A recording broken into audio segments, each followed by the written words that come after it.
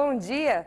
No início do mês, um estudo divulgado pelo Instituto de Pesquisa Econômica Aplicada, o IPEA, revelou que em 2015 o Brasil teve uma taxa de homicídios de 28,9 a cada 100 mil habitantes, o que representa um aumento de 10,6% num período de 10 anos. A pesquisa revelou também que nesses 10 anos, 8 estados tiveram queda na taxa de homicídios. Entre eles, Pernambuco, Rio de Janeiro e São Paulo, que eram os mais violentos do país. Porém, outros 6 estados, a violência mais que dobrou, todos nas regiões Norte e Nordeste. E Natal apareceu no ranking como a cidade mais violenta do Brasil. E para discutir a crescente violência no país, o Diálogo Plural inicia hoje uma série especial sobre esse tema. No programa de hoje, vamos conversar com o João Batista da Silva, que é capitão da Polícia Militar do Rio Grande do Norte, responsável pelo setor de formação do batalhão, doutor em educação e sociólogo.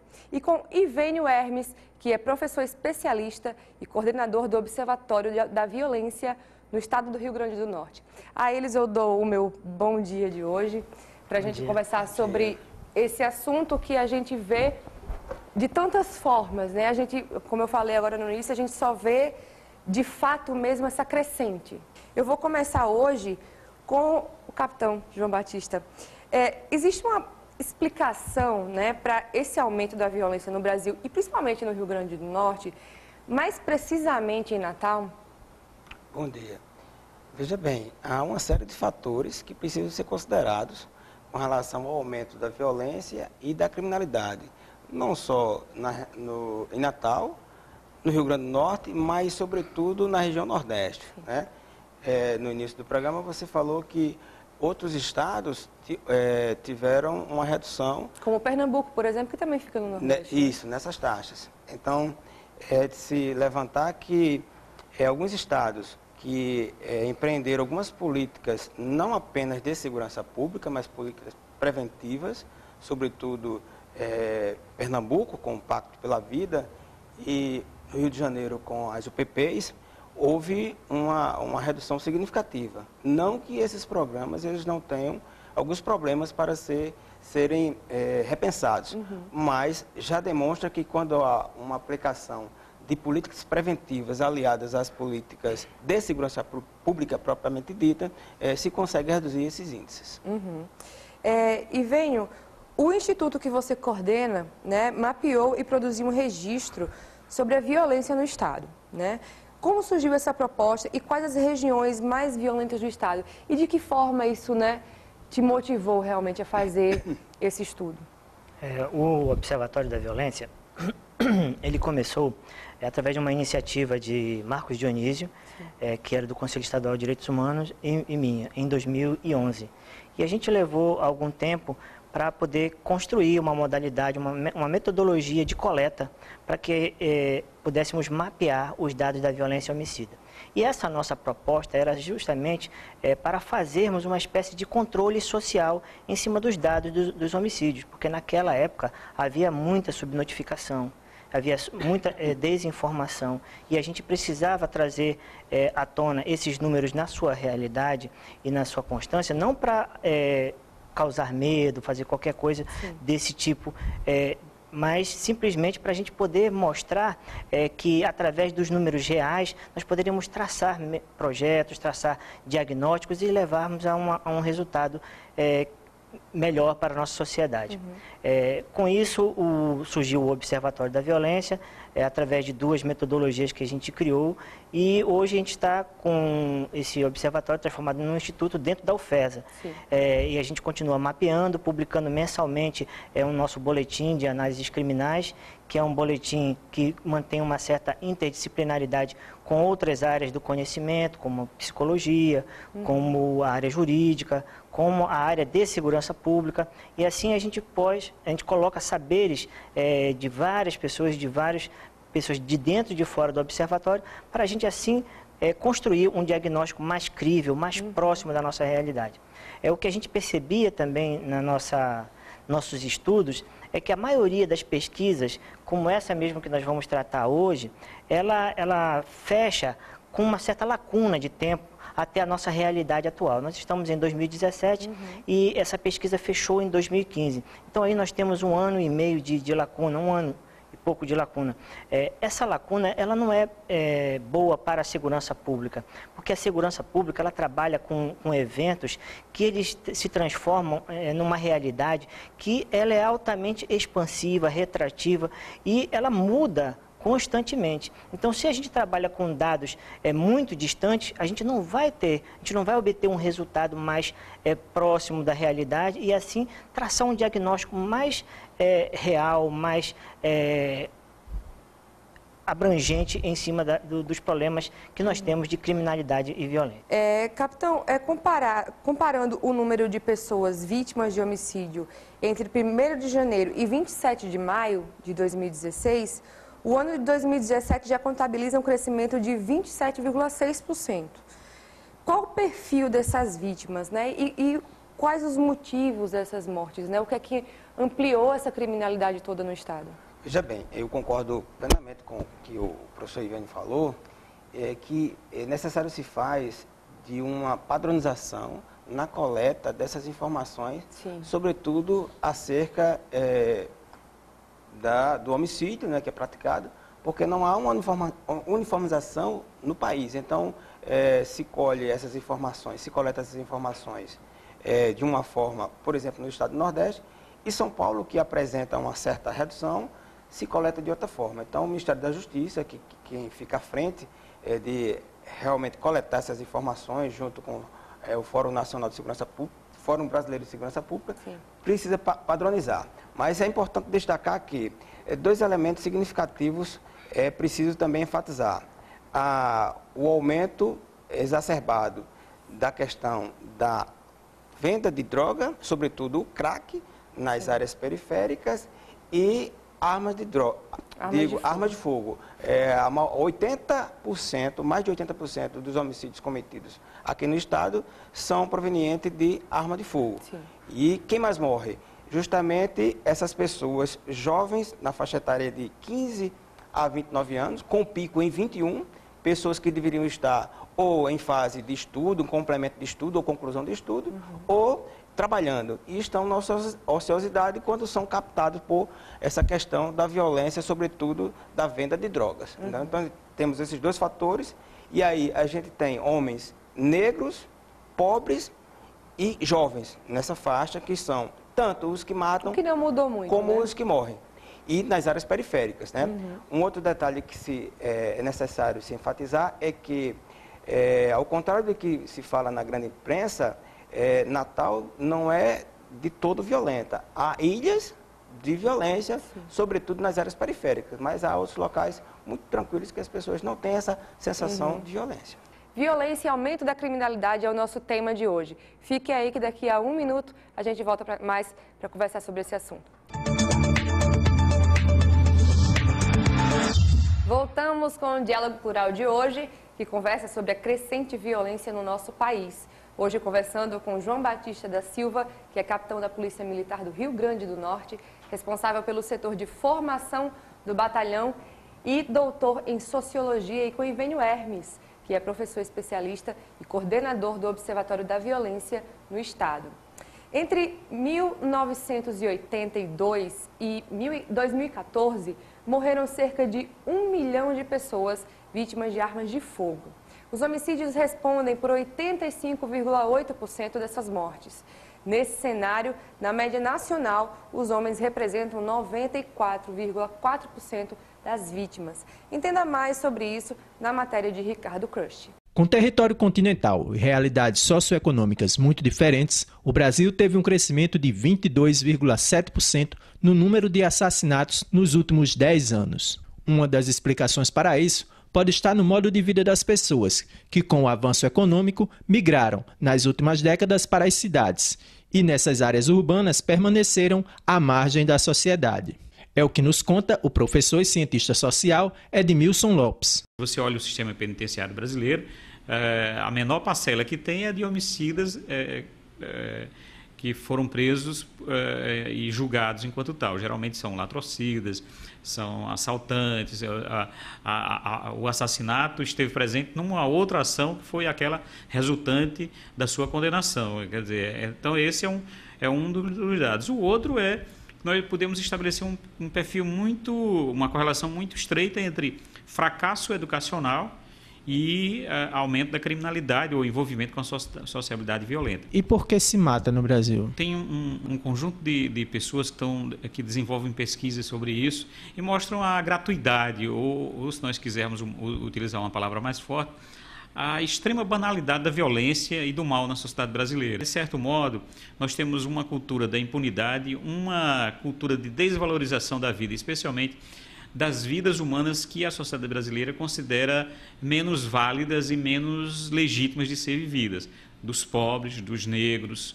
E se você junta, por exemplo, pobre, negro, travesti, mais ainda. Conversamos com Bruno Saldanha, que preside a Comissão de Segurança Pública e Política Carcerária da OAB. Ele nos conta como propostas como a flexibilização do Estatuto do Desarmamento e a redução da maioridade penal podem afetar esses índices. Será que nós precisamos manter o padrão atual? Será que se nós flexibilizarmos algumas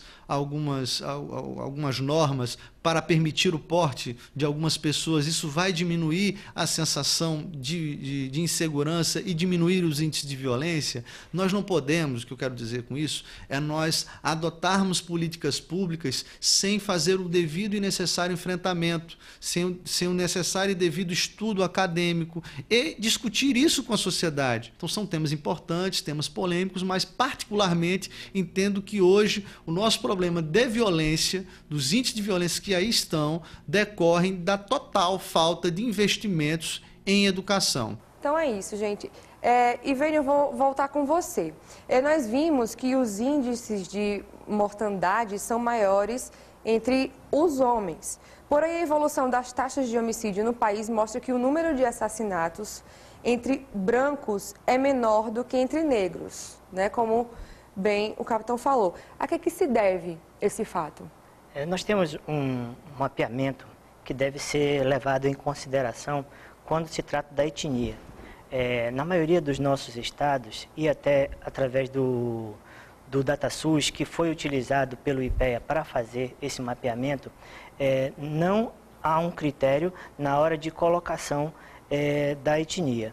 Existe um problema aí que são as etnias autoproclamadas. As pessoas dizem o que elas são e assim é consignada a etnia. Mas a etnia, do ponto de vista antropológico, nem sempre ela é bem estudada para a gente gerar um mapa inequívoco desta situação de mortandade. Mas, voltando, imaginando que esse dado ele é 100% analisável de forma crível, a gente vai ter a seguinte situação. Nós temos uma população que tem pouco acesso à educação, que tem pouco acesso ao trabalho e que, como o capitão até já falou, que essa população ela é periférica. Ela, no momento em que ela devia estar trabalhando, ela não está tendo acesso ao emprego. No momento em que ela devia estar estudando, ela está fora das escolas. E quando a gente vai olhar com um olhar social para as periferias, a gente observa que a maioria que mora nas periferias são as pessoas de etnia negra, ou seja, os pretos e pardos, conforme são colocados pelo estudo. Negros morrem mais porque nós temos no nosso país, sim, uma violência étnica através de um preconceito que existe no nosso país. Esse preconceito ele precisa parar de ser tratado como inexistente, como se ele não houvesse, porque existe sim. E quando esse preconceito não é levado em consideração adequadamente, nós vamos o quê? Marginalizar mais ainda os nossos negros e os nossos pardos. Sim. E assim se prende mais negros e pardos, se tem menos oportunidade de estudo e trabalho para negros e pardos, menos oportunidade de trabalho para negros e pardos. Então, a condição de recuperação ou de transformar a realidade que nós vemos trazendo desde do início da nossa colonização, ela está inexistente no nosso país, porque a gente nega essa condição de preconceito e, portanto, a gente não estuda ela ao fundo. Tá? Realmente, nós temos um preconceito e esse preconceito ele faz com que negros e pardos sejam o maior número de vítimas no nosso país. Capitão, outro dado importante é o alto número de policiais mortos, né? Segundo dados do Fórum Brasileiro de Segurança Pública, em 2013 foram assassinados quase 500 policiais em serviço. A média nacional é de 490 mortes por ano, né? E no Rio Grande do Norte, como é que estão sendo apresentados esses números? Esse é um dado relevante, porque quando se fala de violência, muitas vezes esses dados de vitimização do policial ou do profissional de segurança de uma forma geral não são levados em consideração, né? Então, nós temos no Brasil um efetivo deficitário para o que seria necessário para o enfrentamento da violência e da criminalidade. E com isso, com um efetivo menor, eu coloco o policial em situação de desvantagem. Só para ter um parâmetro, né, se usa muito o parâmetro da ONU, né, um policial para cada 250 habitantes, né? No Brasil, alguns estados têm aí 400, um policial para 400. Aqui no Rio Grande do Norte a gente está nessa faixa etária de um policial para cada 450. Então é necessário verificar esse dado. Um outro parâmetro também é o baixo número de policiais que têm entrado na última década, ou melhor, não tem entrado. O último concurso que nós tivemos para a Polícia Militar foi em 2005. Então veja que nós temos um déficit de mais de uma década. Então, enquanto de um lado a violência e a criminalidade aumenta, o efetivo dos profissionais de segurança só diminui. Nós tivemos um aumento pequeno, melhor dizendo, pequeno na Polícia Civil, mas o efetivo que está nas ruas, no policiamento ostensivo, esse efetivo está cada dia mais diminuindo. Só para você ter uma ideia, anualmente nós perdemos, ou porque saiu para outras atividades profissionais, ou porque se aposentou, em torno de 200 policiais.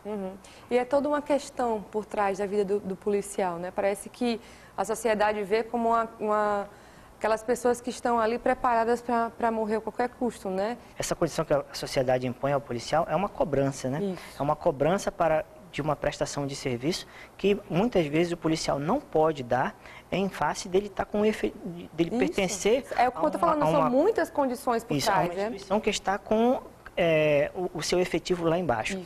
Se o plantel de policiais não for recuperado, é impossível o policial prestar um bom serviço. E quando o policial está numa condição de inferioridade em relação à criminalidade que aumenta, é claro que aumenta o estresse dele. E em aumentando o estresse dele, o policial vai mais nervoso para qualquer situação que poderia ser um pouco mais contornável.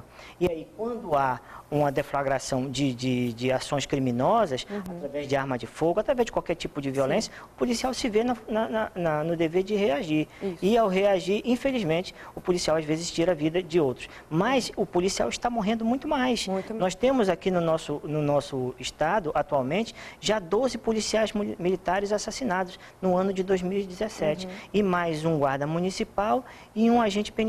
Então, são 14 profissionais de segurança pública que estão aí sendo vitimizados dentro dessa cortina que se coloca de fumaça para não enxergar que, na verdade, o policial ele é vítima desse processo. E até mesmo porque os efetivos, devido à ausência de concurso muito distante, como ele já disse, mais de uma década, estamos há 12 anos sem concurso na Polícia Militar, o efetivo vai envelhecendo. Enquanto a captação e a cooptação dos criminosos para os jovens está cada vez menor. Nós temos cada vez mais jovens menores de idade, com idade mais tenra, sendo cooptados pelo crime organizado. Vamos continuar falando sobre isso no nosso próximo bloco, último bloco. E o nosso tema de hoje é aumento da violência e homicídios. Fica aí um minutinho, não sai daí que a gente já volta.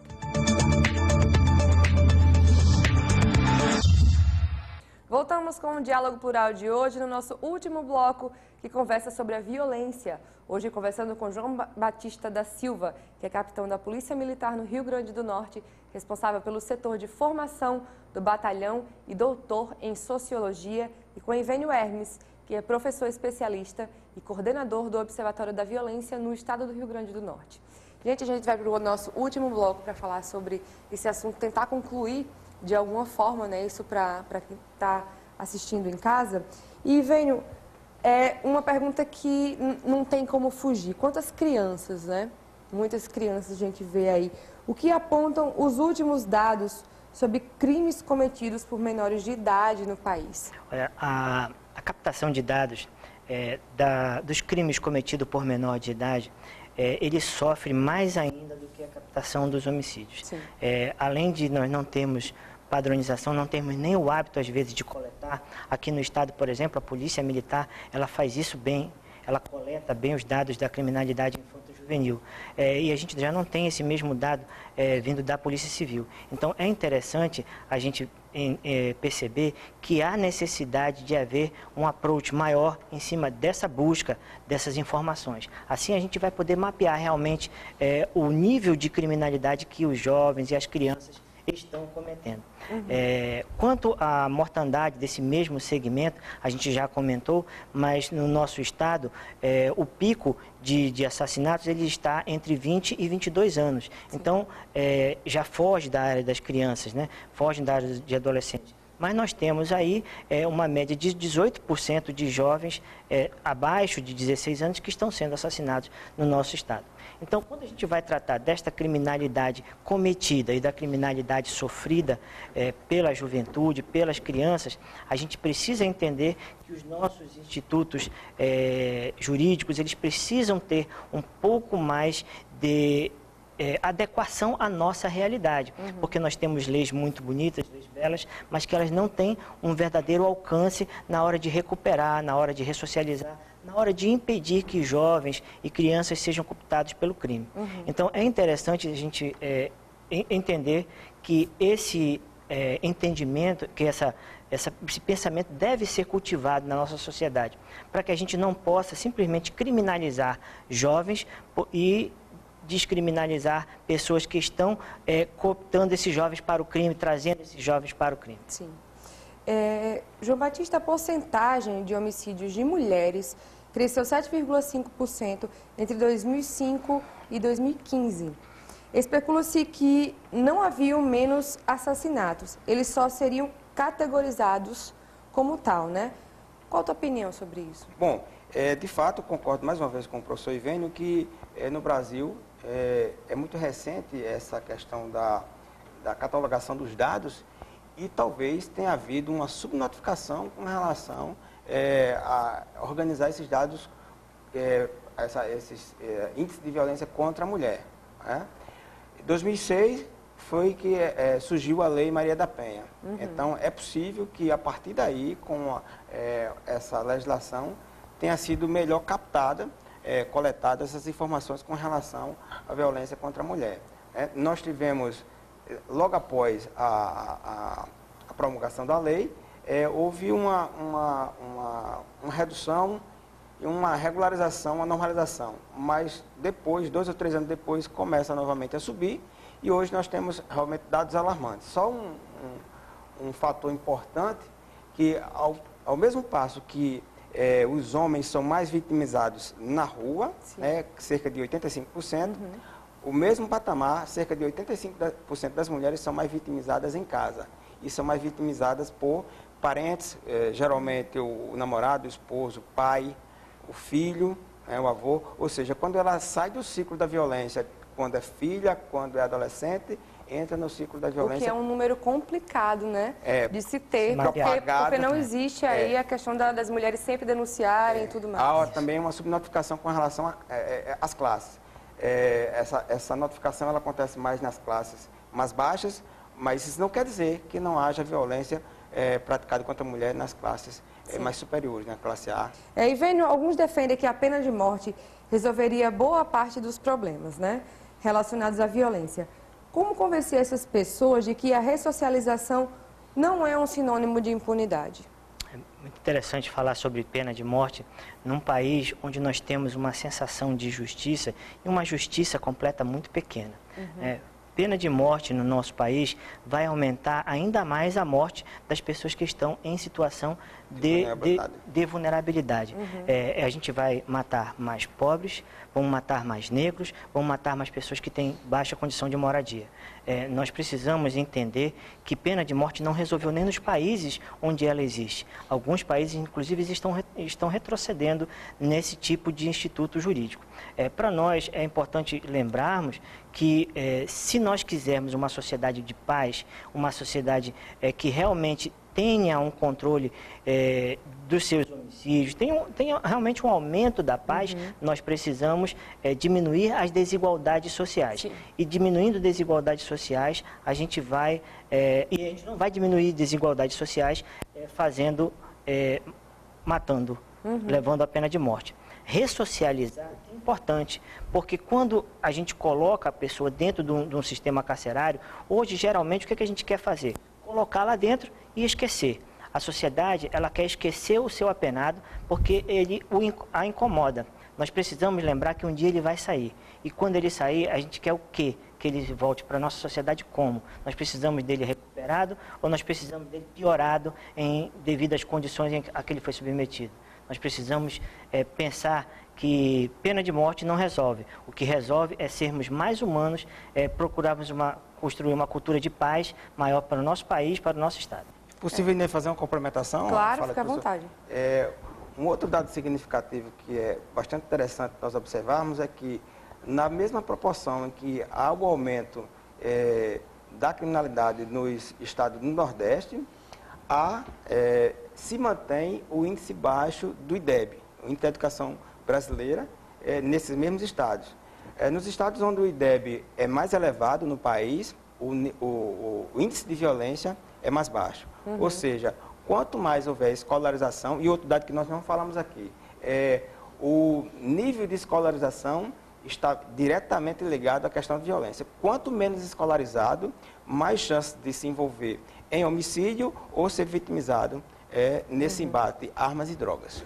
Infelizmente, no âmbito nacional que a gente se encontra agora, né, questão de impunidade, muita gente aí com tantos roubos maiores, coisas piores, e a gente está vendo todos os dias, né, isso estampado. Então, falar de violência e diferença de crimes, quem tem a punição certa, quem não está, cada vez está mais confuso e deixando a gente cada vez com menos certezas, né? Há um desnivelamento realmente entre a sensação de justiça e a justiça que realmente está acontecendo, né? Então nós precisamos equilibrar isso aí para que nós tenhamos realmente um país diferente, uma sociedade diferente. É o que a gente espera. Capitão, muito obrigada pela presença e muito obrigada pela presença. Voltem sempre para a gente ampliar, né, mais esse debate que é tão necessário nesse momento do nosso país, como tantos outros, mas esse realmente, como eu ouvi essa semana uma mulher dizendo que a sensação é que nós somos os reféns, né? Que nós é que estamos presos diante do que está acontecendo, e isso realmente é um sentimento que a gente precisa tratar com muito cuidado em relação à sociedade. Muito obrigada. E a você de casa, se quiser mais informações sobre o nosso diálogo plural, acompanhe as atualizações no Twitter, o @SintestRN, no nosso site www.sintestrn.org.br ou na nossa página do Facebook, que é o facebook.com/SintestRN. A você um ótimo final de semana e até o próximo sábado, se Deus quiser. Tchau, tchau.